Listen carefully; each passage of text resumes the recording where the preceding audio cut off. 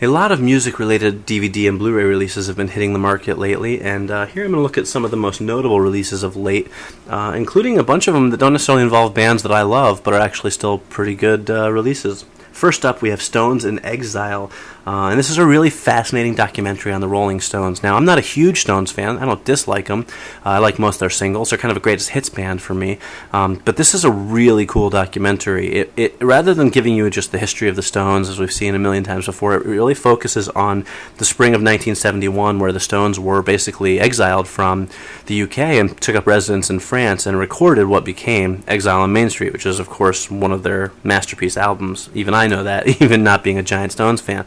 And so basically we look at that period of time and sort of see how this record was crafted, and it features interviews with the Stones members and people who were around at the time, and a lot of it's not just talking heads interviews, a lot of photos, a lot of video clips and stuff like that from the time period. It's not filled with a ton of music, although there are some clips of their songs. It's not that kind of documentary, but just for like looking back at a history of music that led to sort of the seminal rock and roll album.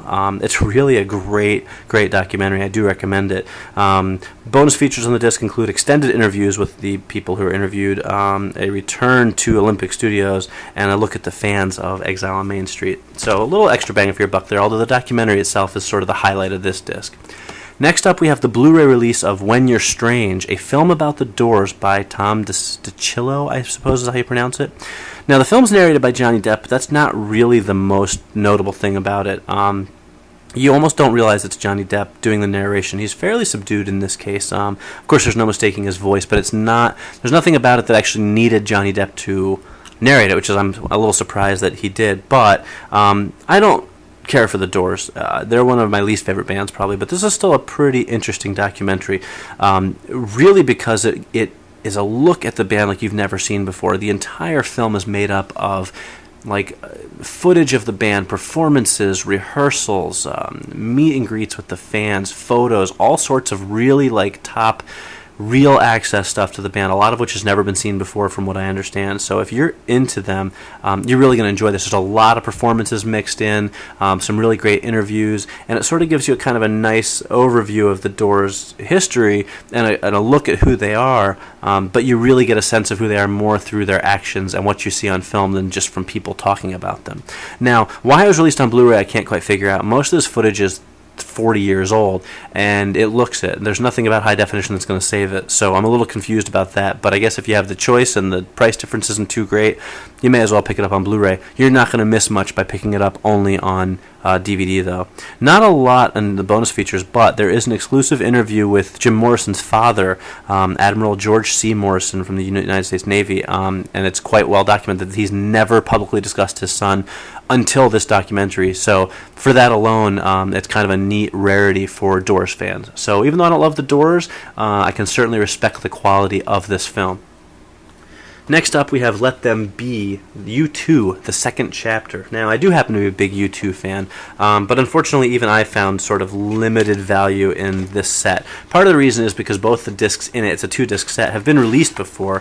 One of them is U2 in the Third Millennium, The Rebirth of Cool, and one of them is U2 Achtung Baby, a classic album under review. And Achtung Baby is one of my favorite albums ever, but both of these are kind of unauthorized documentaries that have no participation whatsoever from U2 in them.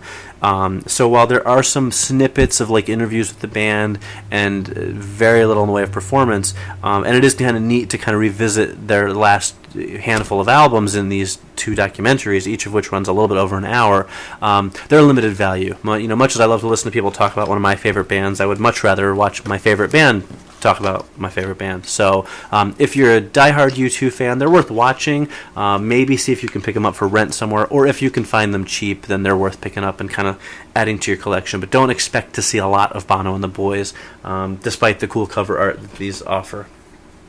Next up, we have Playing for Change Live, which is a pretty cool two-disc set from the Playing for Change group, which is sort of this consortium of African musicians and blues musicians who are play music all over the world to raise money for charities.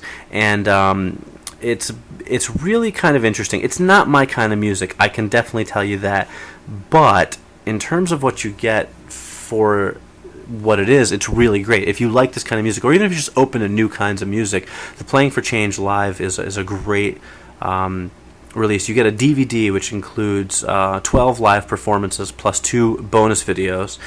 Also, you get the film, which is on the road with the PFC band, that's the Playing for Change band. And it's a 90-minute documentary which basically sort of chronicles their journey around the world. And it's actually quite interesting. Some of the songs in the documentary are a repeat of the songs that are on the DVD, so there is a little bit of overlapping there. But still, it's pretty interesting stuff. And there are some names on there that you'll recognize too.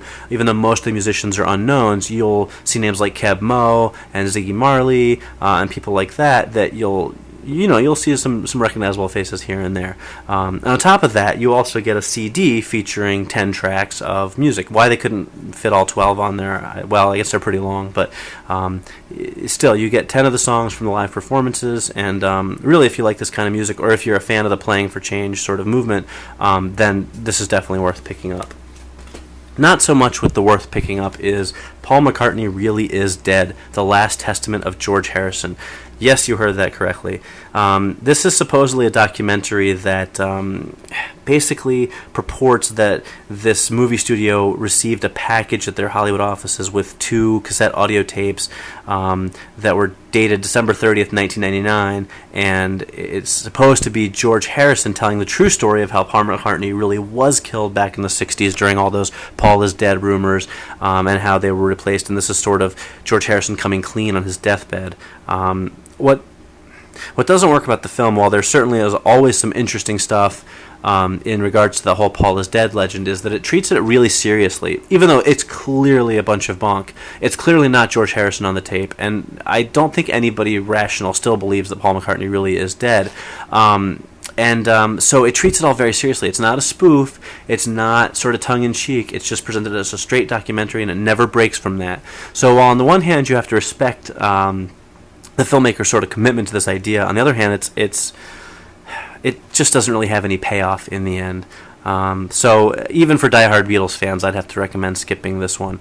The only bonus features you get are a featurette called Bob Dylan Meets the Beatles, which isn't all that interesting, and some soundtrack MP3s, which aren't all that interesting because they're not real Beatles songs, so nothing too exciting there.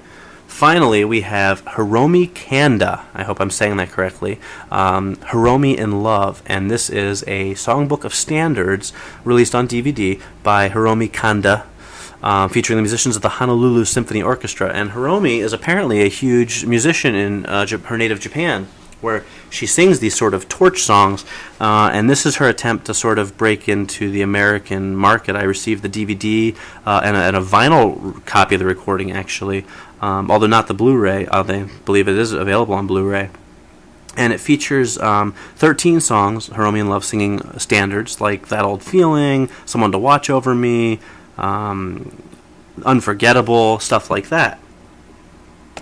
And I suppose if you like standards a lot, then you really could do worse than this, but then again, maybe not. Miss Kanda is clearly a talented singer, but she's also not an English speaker. And so there's a disconnect there. We're singing these classic American songs with sort of a funny kind of accent. Not even an accent, just something about her cadence, the way she emphasizes things. It didn't really work for me, I have to say.